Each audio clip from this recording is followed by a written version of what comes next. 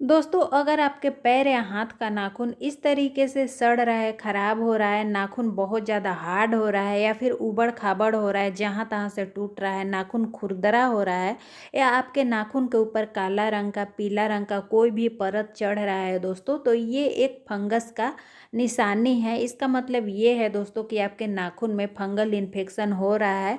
तो आप अपने नाखून के फंगल इन्फेक्शन से परेशान हैं, बहुत ज़्यादा आपने इलाज कराया लेकिन नहीं ठीक हो रहा है, तो एक बार इस घरेलू नुस्खा को आप आजमा कर ज़रूर देखिएगा दोस्तों। बहुत ही ज़्यादा ये कारगर है, आजमाया हुआ है। 2-4 दिन में ही दोस्तों आपका जो नाखून में फंगल इन्फेक्शन है एकदम से कम होने लगेंगे और कुछ ही दिन में दोस्तों आप देखेंगे कि आपका जो नाखून ख़राब हो रहा था बिल्कुल नया नाखून निकलना शुरू हो जाएगा। ऊपर से तो वैसे ही रहेगा दोस्तों, लेकिन अंदर से नया और स्वस्थ सुंदर नाखून निकलना आपका शुरू हो जाएगा। तो इसे एक बार आजमा कर आप ज़रूर देखिएगा। चलिए देख लेते हैं इस घरेलू नुस्खा को कैसे बनाना है। तो देखिए दोस्तों, इस नुस्खे को बनाने के लिए सबसे पहले आपको लहसुन चाहिए। तो लहसुन के 2 या 3 कली आप छील लीजिएगा या फिर आप जितना क्वांटिटी में इस घरेलू नुस्खा को बनाना चाहते हैं उसी के हिसाब से आप लहसुन का कली जो है छील लीजिएगा। तो मैं यहाँ केवल 2 कली ही छीलूँगी क्योंकि मैं थोड़ा ही जो नुस्खा है उसे बना रही हूँ, ज़्यादा नहीं बना रही हूँ। तो आप देख लीजिए कितना मैं बना रही हूँ और कितना कितना इसमें इंग्रेडिएंट्स ले रही हूँ। इसी के हिसाब से आप अपना क्वांटिटी बढ़ा सकते हैं या घटा सकते हैं।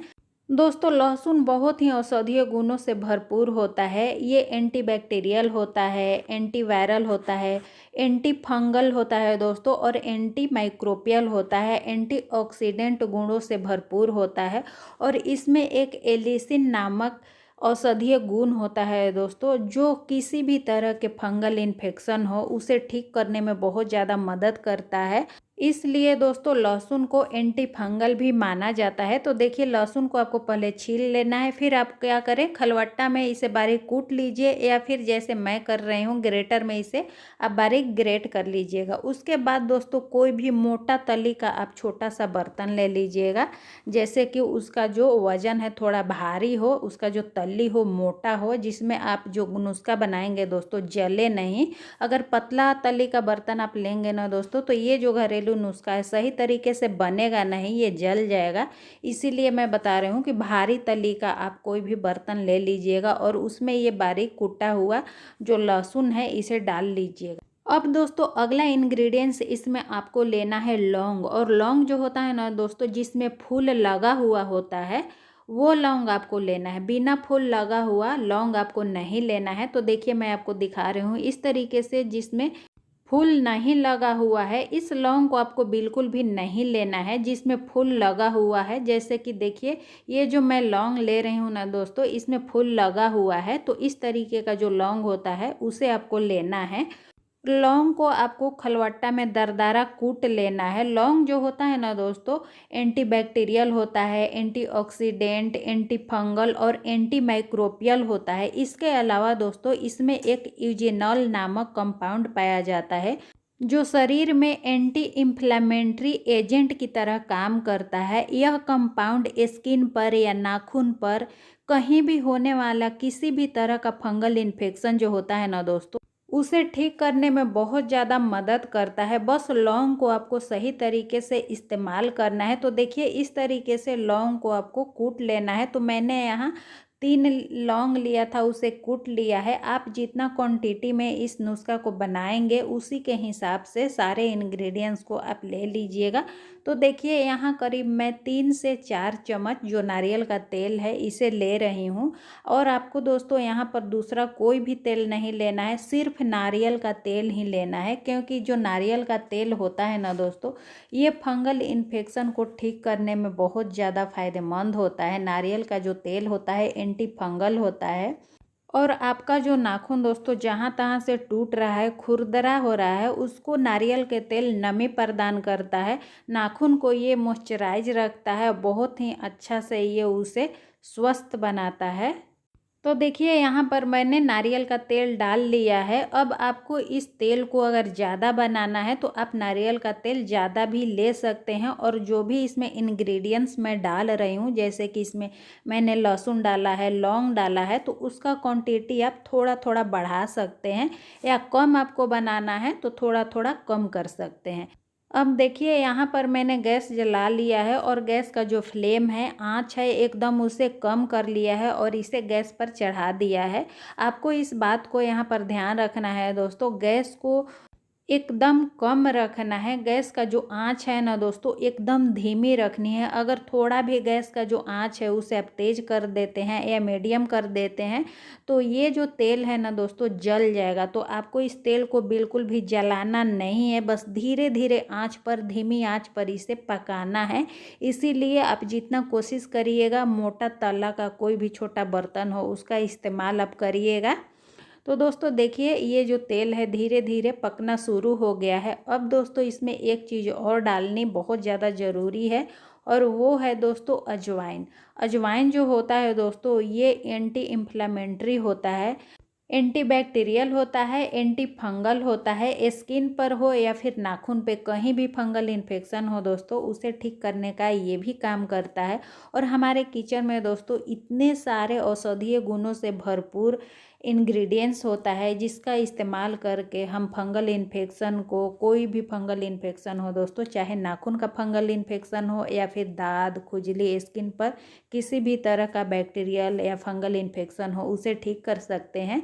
तो देखिए मैंने यहाँ पर बस एक चुटकी ही अजवाइन डाला है।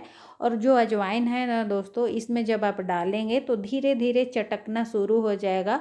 इसमें जितने भी इंग्रेडिएंट्स आप डालेंगे उसका जब कलर इस तरीके से ब्राउन हो जाएगा, तब आपको गैस का फ्लेम बंद कर देना है। इसमें से हल्का हल्का धुआं भी निकलने लगेगा, तो आपको ध्यान रखना है इस तेल को जलाना बिल्कुल भी नहीं है। बस हल्का हल्का इससे धुआं निकलना शुरू हो जाएगा, तब आप गैस का फ्लेम बंद कर दीजिएगा। और गैस का फ्लेम बंद करने के बाद दोस्तों इसमें आधा चुटकी या एक चुटकी हल्दी पाउडर डाल दीजिएगा। अगर आपके पास कच्चा हल्दी मिल जाए तो और भी ज़्यादा वेस्ट है।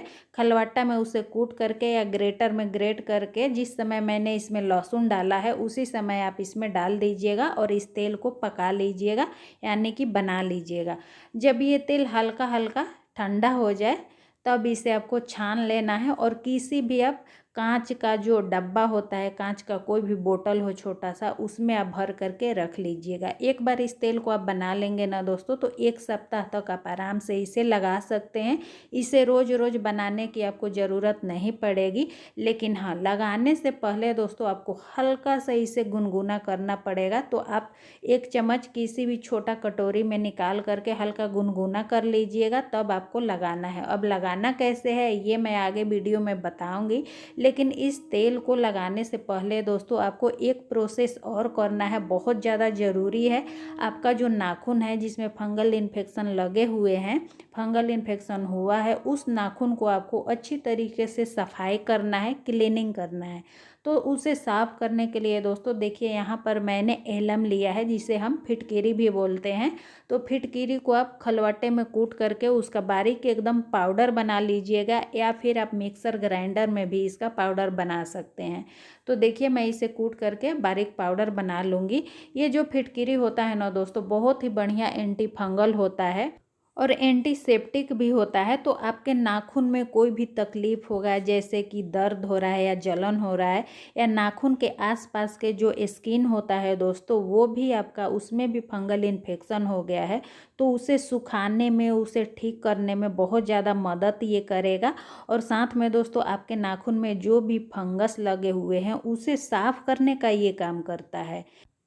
कहीं भी स्किन पर या नाखून पर बैक्टीरिया हो या फंगस हो ना दोस्तों, उसे ये साफ़ करने का काम करता है, यानी कि ख़त्म करने का काम करता है।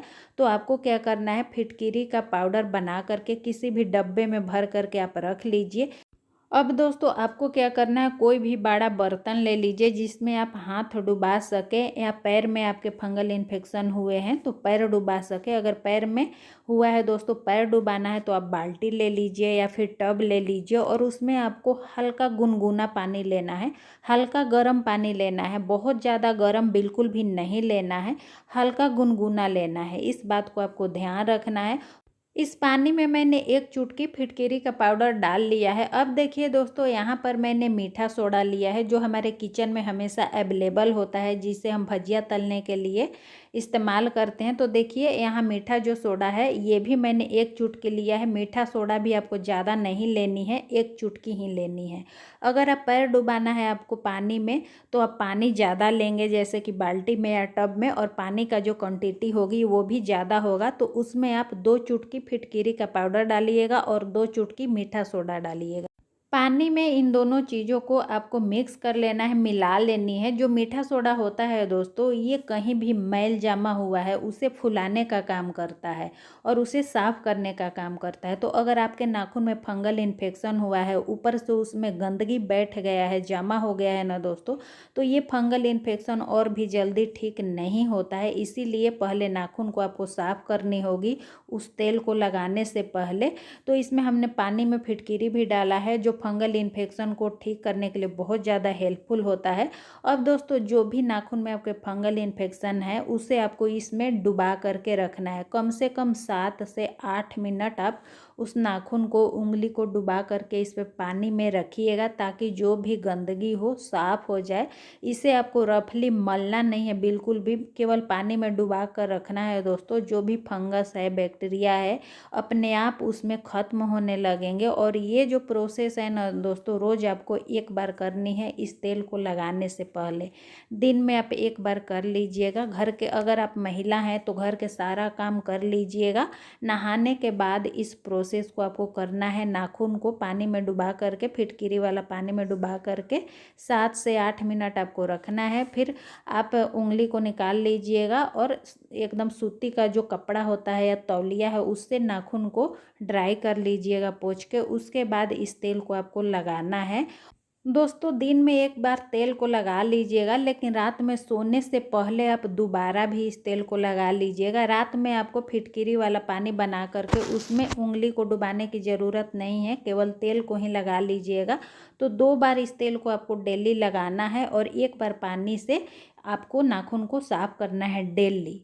तो यहाँ पर मैं इस घरेलू नुस्खा को लगाने का तरीका भी आपको बता देती हूँ। आप चाहें तो इसे उंगली से डायरेक्ट लगा सकते हैं या फिर आप कॉटन से भी लगा सकते हैं, जैसे मैं यहाँ आपको लगा करके दिखा रही हूँ। दोस्तों इस रेमेडी के साथ आपको कुछ प्रिकॉशन लेना बहुत ज़्यादा ज़रूरी है, तभी आपका जो नाखून का फंगल इन्फेक्शन है पूरी तरीके से ठीक होगा। दोस्तों कई लोग का आदत होता है बहुत जल्दी जल्दी पानी में हाथ पैर भिंगाते हैं, धोते रहते हैं, इस वजह से भी फंगल इन्फेक्शन होता है। तो आपको बार बार हाथ पैर को पानी में बिल्कुल भी नहीं भिंगाना है। अगर आप साबुन और डिटर्जेंट पाउडर का या हैंड वॉश का बहुत ज़्यादा इस्तेमाल करते हैं तो उसका इस्तेमाल भी बिल्कुल नहीं करना है। आपको साबुन या हैंड वॉश आपको बिल्कुल भी इस्तेमाल नहीं करनी है। कोशिश करें कम से कम आप हैंड वॉश का या साबुन का इस्तेमाल करें। आपने देखा होगा दोस्तों, जो लोग अधिक पानी में काम करते हैं, बहुत देर तक पानी में काम करते हैं, या जो लोग जूता या फिर जो सॉक्स होता है गंदा पहनते हैं, उससे भी नाखून में फंगल इन्फेक्शन की संभावना बहुत ज़्यादा होता है। तो आप पानी में कम से कम हाथ और पैर को भींगाएं, और जो सॉक्स और शूज आप पहन रहे हैं दोस्तों, ध्यान रखें कि साफ़ सुथरा पहने। दोस्तों अगर आपको जानकारी यूजफुल लगा होगा तो प्लीज़ आप चैनल को सब्सक्राइब ज़रूर कर दीजिएगा, बेल आइकन को ऑल पे क्लिक कर दीजिएगा, ताकि जब भी मैं वीडियो डालूँ नोटिफिकेशन आपको सबसे पहले मिल जाए। और इस वीडियो को ज़्यादा से ज़्यादा शेयर करिएगा ताकि सभी को हेल्प मिल सके। फिर मिलेंगे नई जानकारी के साथ नई वीडियो में। तब तक